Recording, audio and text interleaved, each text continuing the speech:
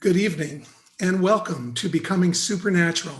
It's my pleasure to, on behalf of Unity of Vancouver in beautiful British Columbia, welcome you to this evening exploring Dr. Joe Dispenza's phenomenal book. And now your facilitator for this evening, Reverend Bob Trask. Good evening, my friends. Good evening. Thank you so much for being here. Thank you. Well, we've got a great evening in store. We're going to do some really fun things, some powerful things. So I hope you've got your seatbelt fastened. So I think we'll start off with the meditation as we usually do. And I want to just tell you that I don't know whether you're a regular meditator or whether you meditated at one time and then gave it up, or whether you still meditate regularly. But the place we're going spiritually, that spiritual path travels via meditation. So it doesn't mean you have to meditate all day or even hours a day, but at least 15 minutes a couple of times a day. So by the end of this course, I hope that you'll become familiar with some easy, fun meditations. And if you're not a meditator, there are courses online that are free. You can just go take a meditation course. There are so many kinds of meditations, and they all end up, if they're good meditations, they all end up in the same place, with you being outside of your busy mental self in a high spiritual, beautiful void where you're just drifting in peace and bliss. And then in that place, knowing who you are as supernatural.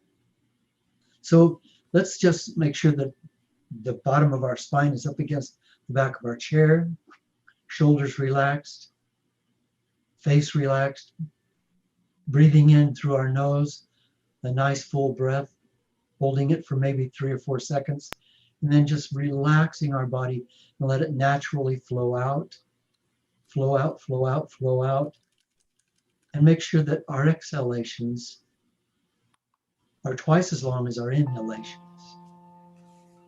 and just be at peace.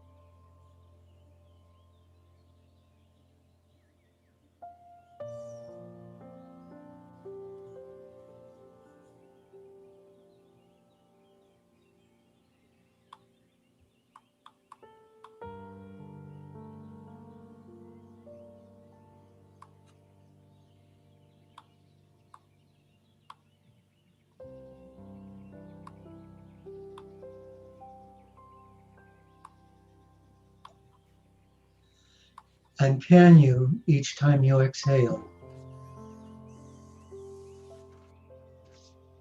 find yourself going deeper into peace?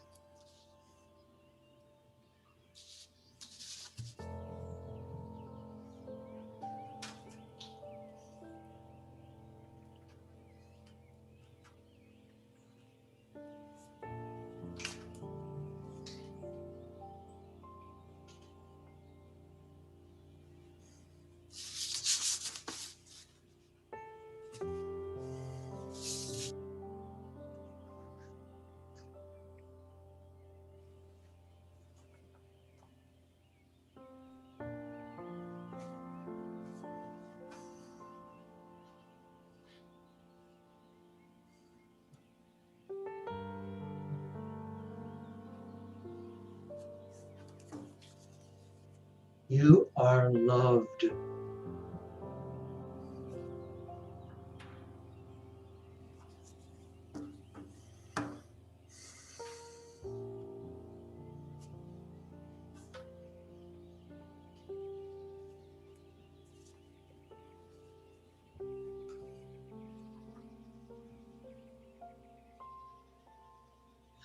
And because you are so loved,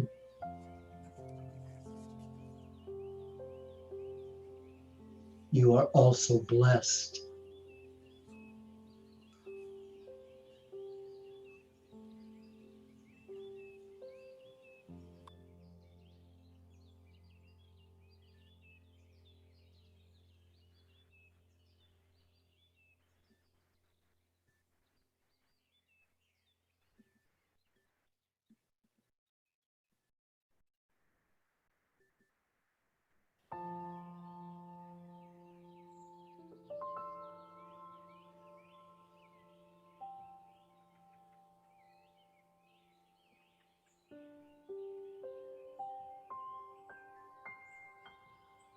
And because you are loved and blessed, you are safe.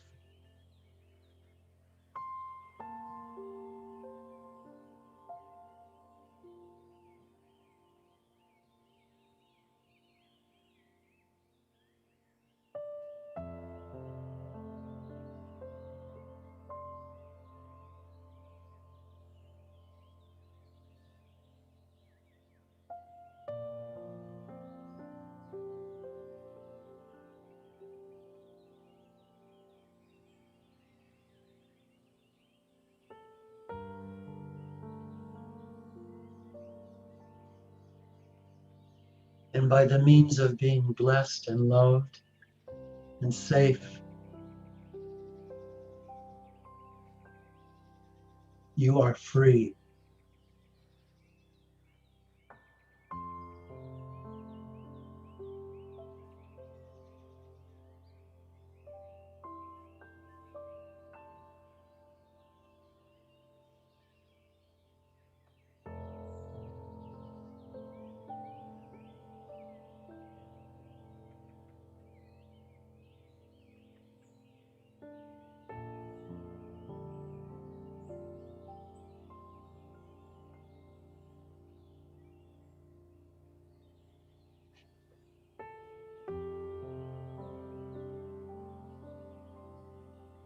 You are loved in every cell of your body. You are loved by the entire universe.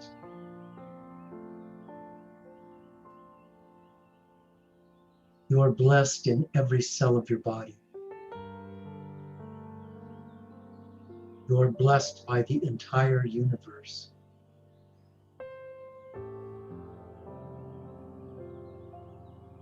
You are a gift of light and you are being protected by Holy Spirit. Therefore, you are safe.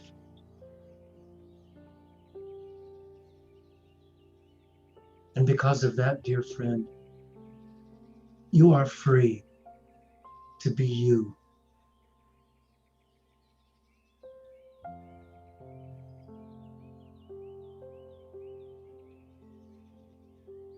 Hold that assurance in your heart. And now just watch your breath.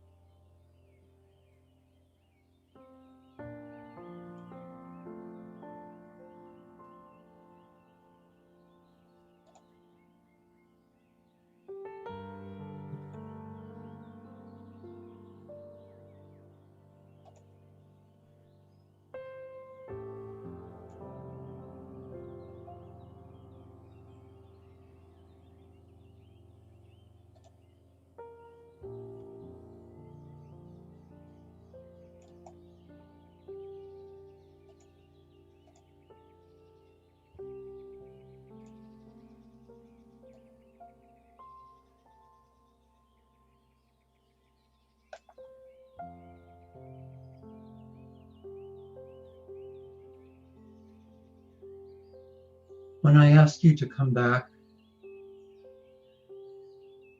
will you come back knowing that you are a child of the light? Will you come back knowing that you are always being overseen and guided and protected? That you are loved and blessed and safe and free? Will you bring those back with you? That they become habit in your identity of yourself. In 60 seconds from now, please come back. I'll let you know when that time is up.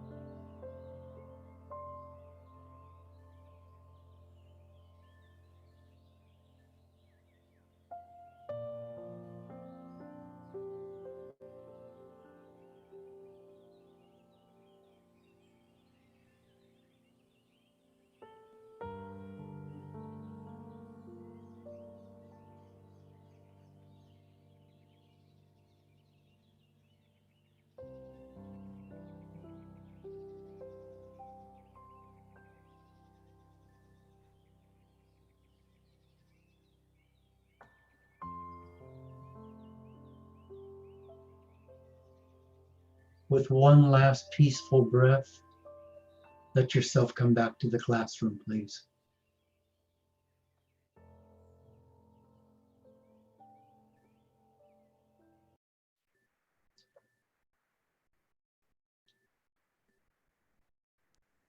So nice to see all these happy faces. Thank you for being here. Tonight's going to be a powerful night. We're going to talk about some pretty interesting things. And some of these things are going to be in-depth things.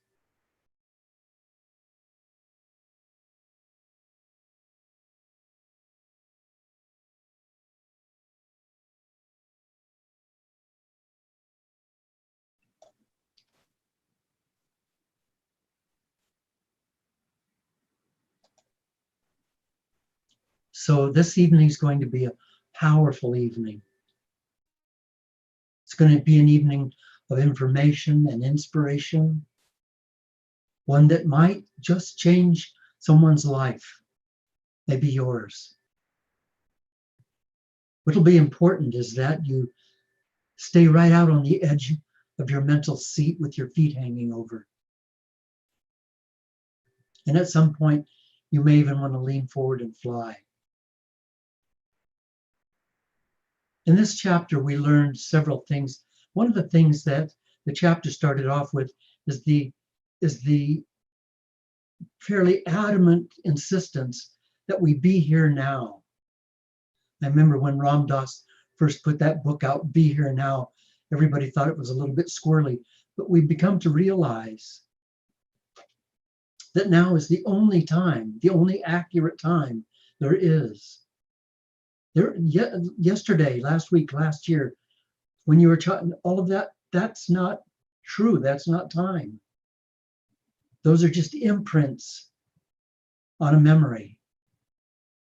And the future is yet to be written. So right now is it.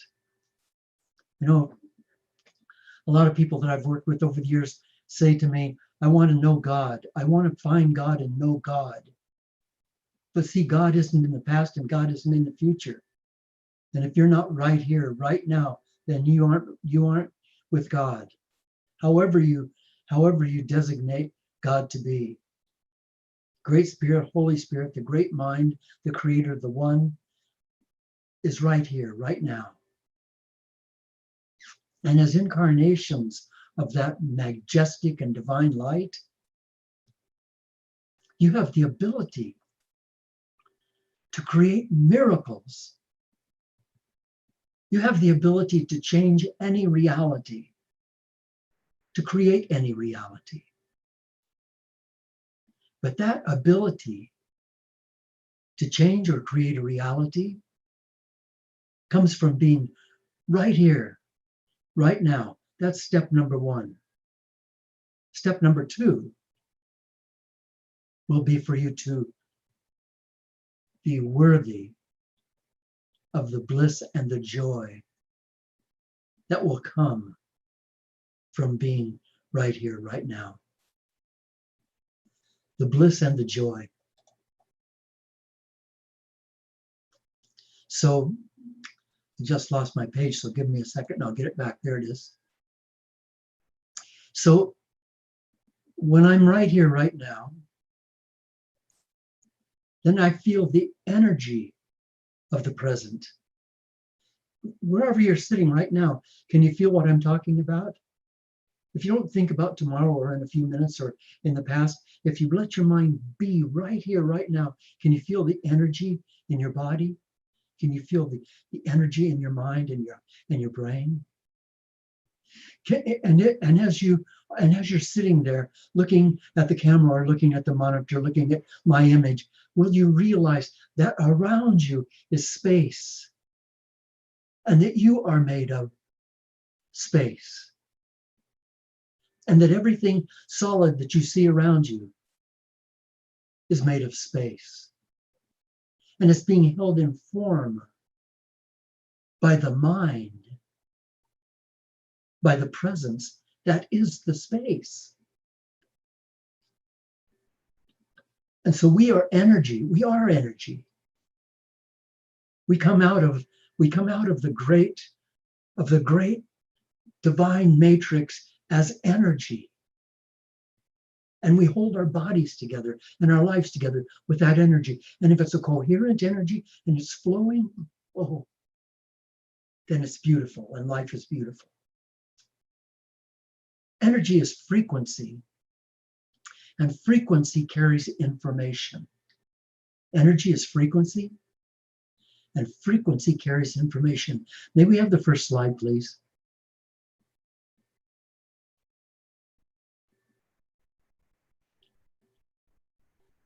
So you see now in this slide, you see the different levels of vibrations. Up at the top is bliss and freedom and love and joy.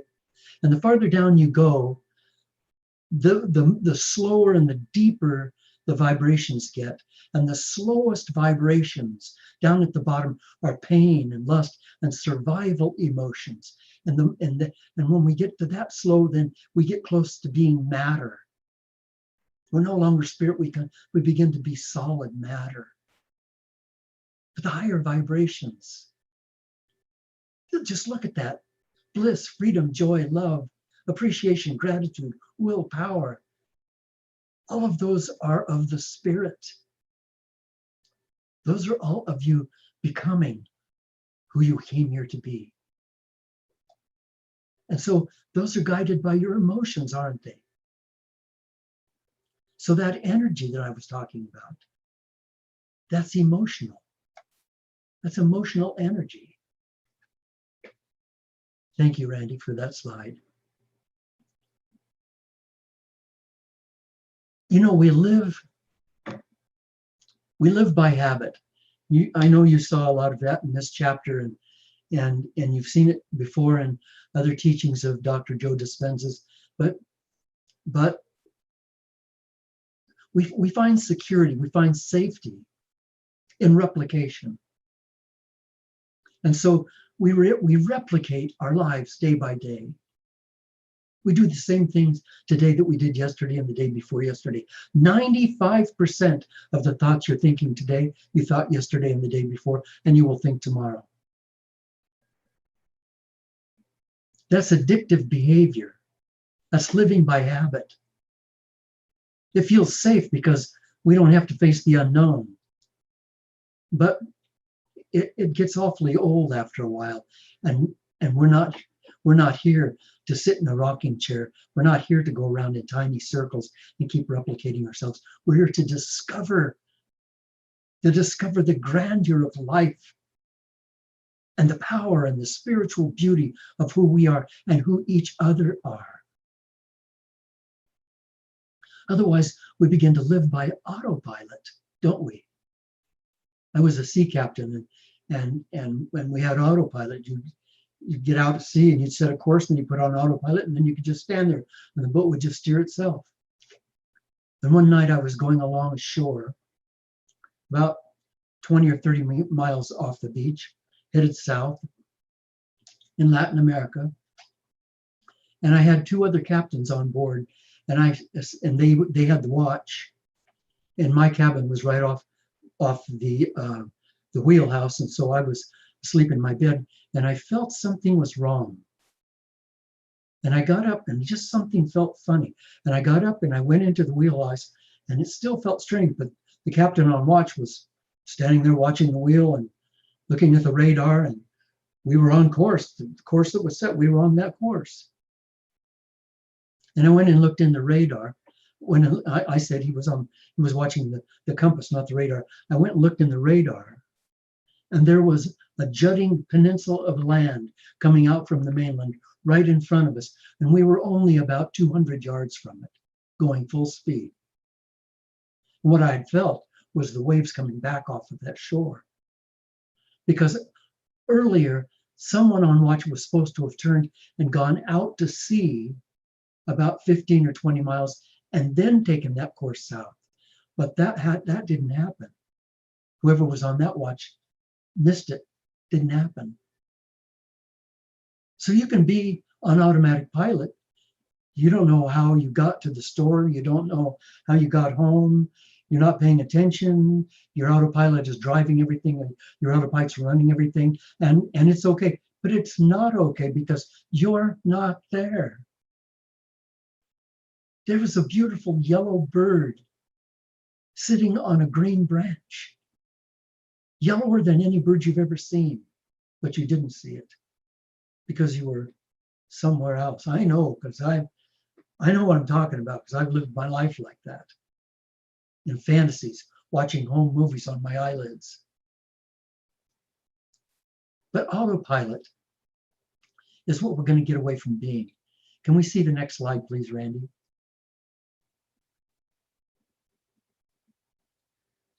I want to just show you what autopilot looks like. You see this, that the past and the future, you see each one of those lines is a thought or a memory. Each one of those vertical lines is a thought or a memory or an idea or a projection or a memory. And you see that all of those own this guy right here, because he's casting himself into each one of those. He's not paying attention to now. He's paying attention to the past. He's paying attention to the future. And where he's going right now is being run by autopilot. And the autopilot has been programmed by all of the experiences of the past. Now, if you look at this diagram, you'll see that the future in this diagram is equal to the past. But we're only using the past. We're only using past experiences to decide what the future will be. I know that makes no sense. It took when I finally got that, it was amazing. Changed my life. My past is running my future, and my past is limited because my future has all kinds of opportunities and possibilities and probabilities and creations and adventures and love and inspirations and motivations and new relationships. So many tastes and feelings and sounds and lights, so much music in the future. But if all I do is relive the past every day, what's the sense of having a future? And in this picture right here, what we see is that this guy is totally living in the past and projecting that into his future. Thank you, Randy. So what I'd like for us to do is to live on purpose. And you know what? I know it takes practice. You know, I've been doing this work for almost 50 years, and I didn't just sort of start doing it real well. I mean, I I learned this and I had to practice it and practice it and practice it. And I made lots and lots of mistakes and I fell back a lot of times. And I still fall back a lot of times. But that doesn't matter. It's the path. You're on the path. And when you're on the path of enlightenment, you're enlightened. Because enlightenment is not a place we get to. It's not a plateau. It's not a level somewhere. Enlightenment is the path. And if you're in this class, you're enlightened because you're on the path and you're doing the best you can. And there's no measure. There are no grades. There's no competition. There's no comparison. You are a unique individual incarnation of Holy Spirit. Unique and individual. No one else has your thumbprint, your iris print, your voice print, your brain print, your neuron print. No one else has ever been you. No one else will ever be you because you are the only one. You are the replication of a beautiful dimension of God. So what I've said here so far is that we have to be here now.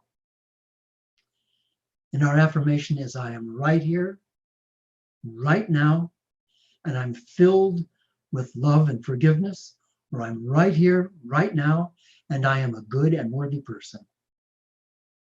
And if you're saying, I am right here, right now, and I'm a good and worthy person, and if you're doing that 100 to 200 times a day, within a month, your life will be a different life.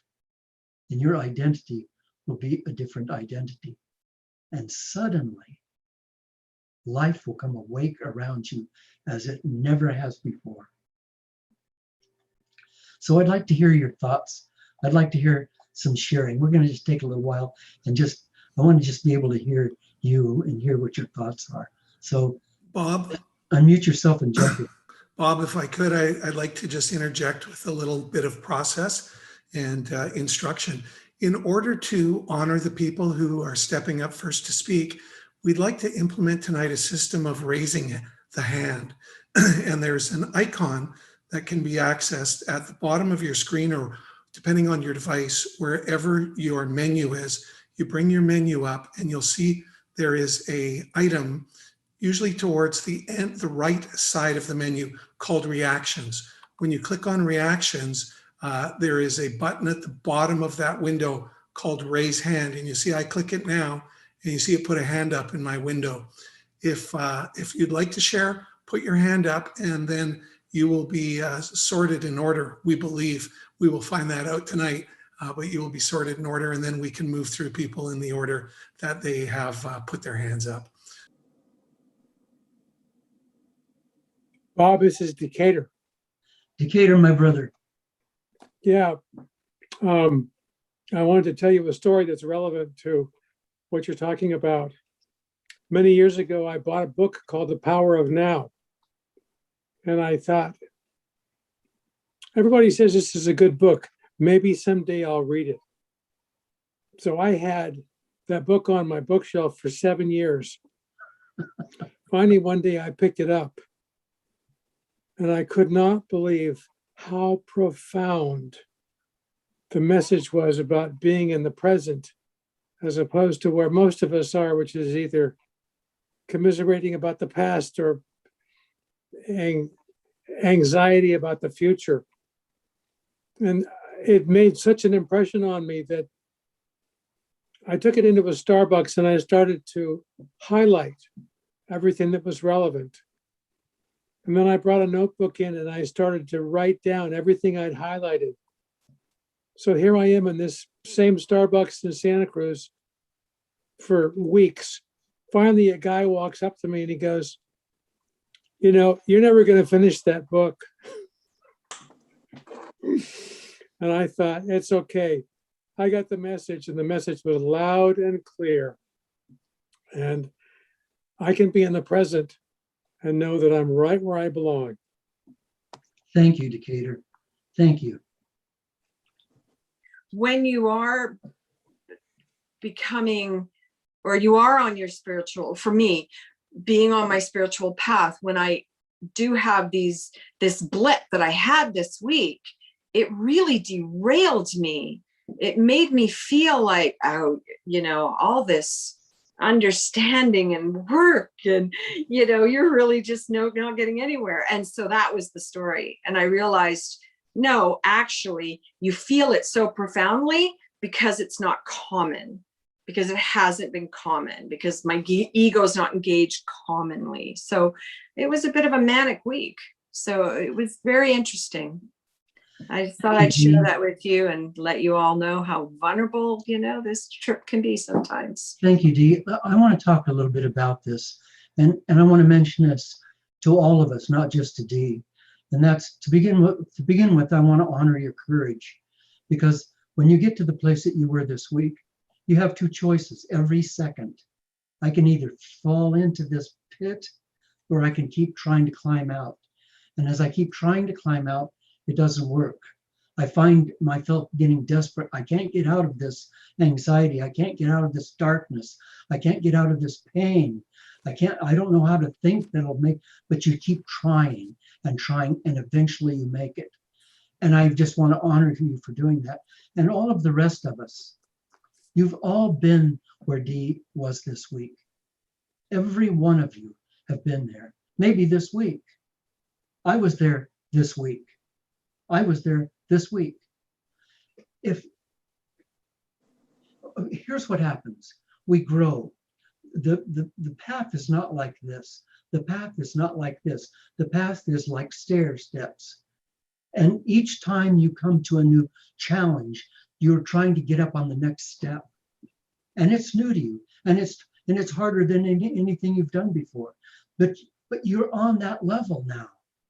You've built that kind of aplomb. You've built that kind of clarity and courage and confidence to be able to take that step. And boy, do you have to fight sometimes to make it. But when you make it, then you've just proven who you are to yourself, that you rose up.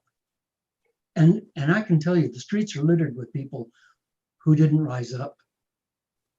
Those of us who have spent some time in AA know lots and lots of people who didn't rise up. But it's hard. It's not easy.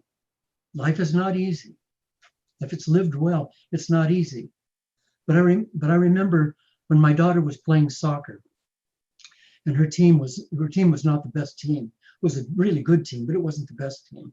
When the best team was going to play them next week, and they were going to play them in a mountainous area where it was snowing. And it was a wet, slushy snow. And the field was muddy and icy. And the coach got the girls all together and said, "You don't have to play this game.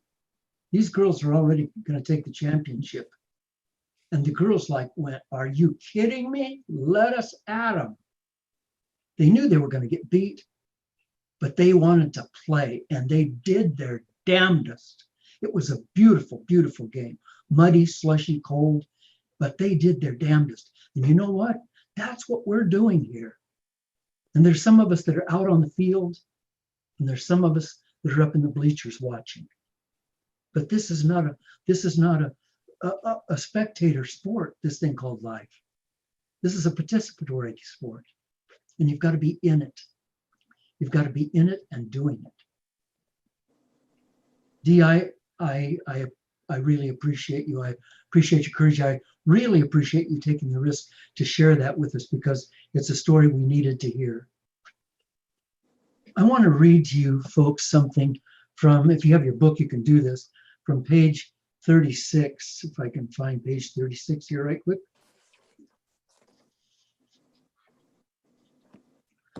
This is kind of in the middle of the page. So now let me ask you this. Could it ever be possible for your body to start following your mind into the unknown? If so, you can see that you would have to change. You would have to change where you put your attention. And that would lead to changing your energy, which would require you to change how you think and how you feel long enough for something new to happen. While it may sound incredible, this is indeed possible. It makes sense that just as your body has been following your mind to every known experience in your life, if you were to start investing your attention and energy into the unknown, your body would then be able to follow your mind into the unknown, a new experience, a new experience. Our bodies, boy, you know, if you've taken some of Joe's other courses, you know that our bodies are actually our minds. Every cell in your body, every trillions of cells, they all have consciousness. Your subconscious mind, your memories are all stacked and all through that whole thing, all through your body. And if you and your body, if your body's leading you, then the body's saying, "Oh, I'm too tired. Oh, I don't feel like it. Oh, I don't want to exercise. I'm not going to go out and walk today because it's a little cold, or it's raining, and I don't want to have to carry whatever the body's." If you let the body run your life, then you're going to be doing exactly like Dr. Joe Tessa. We're going to be going in circles. I always like to use the example of the racehorse. Pardon me if I've done that before, but if you see a thoroughbred, if you go up close to a thoroughbred, my gosh, what a magnificent animal. The muscles are rippling, long legs, beautiful head, great stature, and they run like the wind. But you know what? They run around circles. They run around in circles their whole life. And most of us do the same thing. We get a job. We get up in the morning. We have the same breakfast. We have the oatmeal or the shredded wheat or the eggs and ham or whatever it is. And we take back our lunch, or we go to work and have our coffee, and we go through the same thing. We just go. There's no creation. There's nothing creative. I'm not saying quit your job. I'm saying you have to decide how you live your life. And if you're a racehorse, if you happen to be a racehorse, then one day look back at your jockey and say, "Here we go," and take off away from that racetrack and see how much you can run until maybe you can fly. Because you can't get from here to there unless you leave here. You can't get from you. I know what you'd like to do through this course is you'd like to get to a place where you're just filled with joy and bliss and a strong, powerful, determined mind, and the ability to feel like you really are super conscious and that you can make super conscious things happen and make great decisions. I know that's what you want. I know that. I do too. But you can't get there from here. You can't get there from here. You have to be there or be here. You have to either get off the track or stay on the track. You either have to follow the unknown or keep following the known. So another little page here. I'm going to go to page 48 if you're staying with me. Page 48. You're going to have to make the transition from being somebody to nobody, which makes you take your attention off your body, your pain, your hunger. You're going to have to go from being someone to being no one. Taking your attention off your identity as a partner, a parent, an employee. You'll have to go from keeping your attention on something to placing your attention on no thing. Forgetting all about your cell phone, your emails, your cup of coffee, and being somewhere, and from being somewhere to being nowhere. Getting beyond any thoughts, beyond the chair you're meditating in, or where you'll be going later today. And from being linear in time to being in no time, with no distracting memories or thoughts about the future. That's where we're going. Would you show us the next slide? I think that you'll see what I'm talking about here. Do you see this?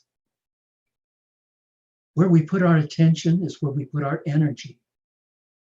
I want to say that even a little bit differently. Where we put our attention is where we put our intention. Think on that. Where your attention goes, your intention goes. And so you can see all of the items on this list, and that's just on this little simple wheel. Oh, there's so many more than this. There's so many more than this. This is splatter. This is vector splatter. This is mental splatter. How can you possibly get what you want when each one of these little things is niggling at a part of your mind? To get where you want to go, you have to have that vision. Hear me now, because this is not in the book, but it's something you need to know. To get to where you want to go, you have to have a clear vision of what that looks like, smells like, tastes like, feels like, a clear vision of it. Think on that with me right now as I'm saying this. What is it you want? What do you want? Get a clear vision of that. Do you dare hold that vision and question, do you dare make it happen? Are you worthy of making it happen? Do you think it's going to be too much work, too hard? You're afraid you'll fail. Those are all those little niggling self-doubt things that sabotage us. But if you'll pick something and put your attention on that thing, then your intention is on that thing. And then the great universe and the great matrix of invisible energy will support you in getting to that thing, because you're a creator, because you're divine. But this inner world of thoughts and feelings, this is what goes on with us, isn't it? Isn't this what goes on with us? So if I had a pair of scissors, I could just reach out and start clipping these things off in my mind. I could say, okay, no more of this, no more of this, and I don't need this. I'll leave that for a while, but I get rid of this and I just trim that down. The stuff that we put our attention on, that we don't need to put our attention on, because we are emotionally addicted to feeling a certain way. You know, as you probably know, I've counseled thousands of people. And I tell you that again and again, not all the time, but again and again, I see people that are in deep pain, psychological pain, emotional pain, mental pain, physical pain, relationships pain, financial pain, whatever, pain. And I tell you that no matter how you try to help them get out of it, they don't. And it isn't that they don't want to, but they're addicted to it. They don't know what's on the other side of the pain, so they don't go there. I remember a story a guy told me about a farm. There was a lane going into his farm, and there was another farm off to the side, and the guy coming out of the pasture on one side got his tractor stuck in the mud. Just the wheels were spinning, his tractor was stuck in the mud. And so the guy went back to his house and got his tractor and came down and pulled the guy out. Next time he came back there, the guy was out stuck in the mud again. He pulled him out 2 or 3 times before he said, I guess he wants to be stuck in the mud. You know people like that, don't you? You know people like that. They might cry, oh, I don't feel bad. This has happened again. But they don't do anything differently. Let's not be those people. Let's not be those people. Thank you, Randy. So we're going to do breakout rooms. And here's the breakout question. What method will I use to quiet my path and be here now? What method will I use to quiet my past and be here now? I want to talk about that just for a moment. This class that we're taking, this is not school, this is not college or psych class or spirituality 101. This is your life. It's my life. This is about me individually and us as a family. Yeah, what are you seeing? You're seeing it on the screen? You see the method, you see the question on the screen? What method will I use to quiet my You path? can't see it now, or you can? Can everybody see that question on the screen? Okay, Yes, I Yeah, I get you. can. Yes. Okay. So when you're in the breakout room, these breakout rooms are really a treasured time. It's really a special time. You don't have a lot of time there. I want you to be really digging into your mind.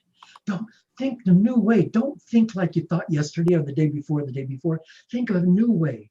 Search your mind. Talk, think out loud. Be willing to make mistakes. Be willing to look foolish. What method will I use to quiet my past and be here now and be in this present moment so that I can be as powerfully creative as I want to be? What method will I use? Will I use meditation? I don't know. I tried meditation, but I can't discipline. What else? What can I do? I can do affirmations, maybe, but I don't know what method can I use? Dig. You've got to come out of this class tonight with a hammer and a nail so you can build something. Don't just let it pass by. And please don't let the breakout session get into a chat conversation about something other than what method will I use. Don't let it get into anything else. Any questions about this?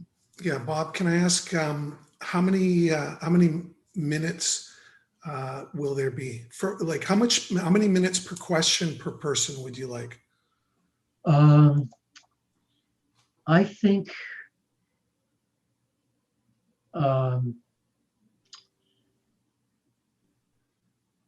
each person should, I think you should start off by each person taking 3 to 4 minutes. That's really quite a bit of time if you're on purpose. Mm-hmm. And then when you've gone all the way through your whole breakout room, if there's time left, then you can do more. But please, let's not let anybody not get a chance to share. Okay. And this sharing is so important because this is how we learn. How we discover is by sharing what's in our minds. Get it out, put it together and form it and send it out. This is, and incidentally, those of you who are listening, you may not give advice. You may ask questions if you want, but you may only ask questions, no advice. Even if you're a minister or a clinical psychologist, let people find their own way. I love you. Thank you. Bob, we're running just a little bit behind. What time do we want everybody back? So I know the total length of time for the breakout. Let me just see what I've got here. I think we can do it. Well, I can make smaller breakout rooms and that way everybody still gets the same amount of time. Yeah, I'd say 20 minutes. Okay.